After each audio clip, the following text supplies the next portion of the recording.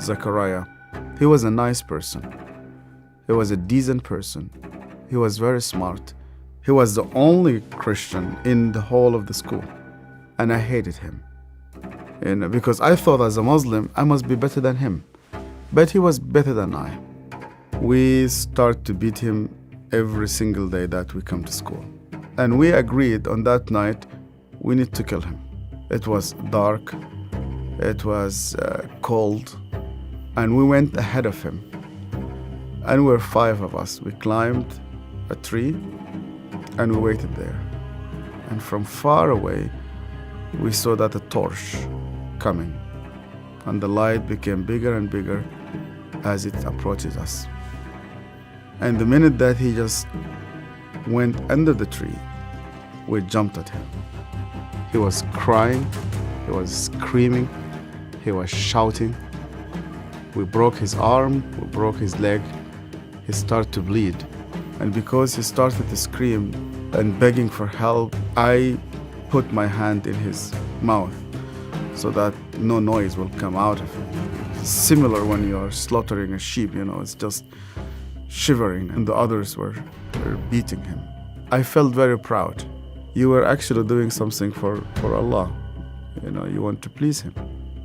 And suddenly, he could no longer breathe, and we could not hear his voice. We left him in the wood between life and death. We went back, you wash yourself, and you pray. And Zechariah never came back. I've never seen him again. I was born and raised up in a very, very fanatic Muslim family.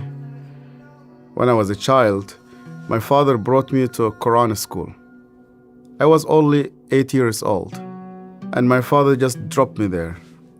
They shaved my head. We sat in a circle. The shaykh sat in the middle of this circle, and he has a very long whip. I was forced to memorize the Quran. Every mistake that you do, this whip will just come right in the middle of your head.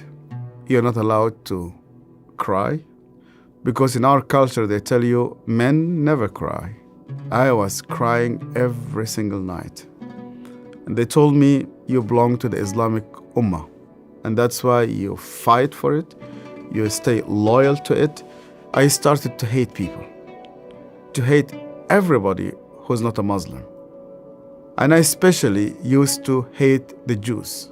So I was preparing myself to go and fight for Allah in the jihad. But every night I went to bed, and when we put the light off, I did not know what will happen with me if I die. My cousin was severely sick, and the doctors, they said he's going to die. They gave him only a couple of days. And one day came 2 people. They were Coptic Christians. And one of them wanted to greet me. And then I saw he had a cross. And then I pulled my hand back. I said, well, I'm not going to touch a hand with a cross. And then he said to me, we hear that this child is sick.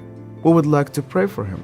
And only out of politeness, I told them, okay. And they started to speak to God like a person that he speaks to his friend. They said, God, please heal this child. The minute that they said Amen, this child opened his eyes for the first time in 4 weeks. He started to move his hands. He started to speak. He sat down in his bed and he started to walk. And one of those 2 persons who prayed sat down with me, and he said to me, you know what? The real miracle is that God wants to change your heart. Do you believe that Yeshua is alive? And I told him, yeah. Because according to the Islamic tradition, God took him to heaven and he's alive and he will come back one day. And he said to me, because he's alive, you can speak to him. That changed my entire life. And when I started to read the scripture, nobody needed to convince me to love the Jewish people. The only way for Muslims to start to love the Jews is when they meet Yeshua. I loved my family, I loved my father, I loved my mother, and I loved my community.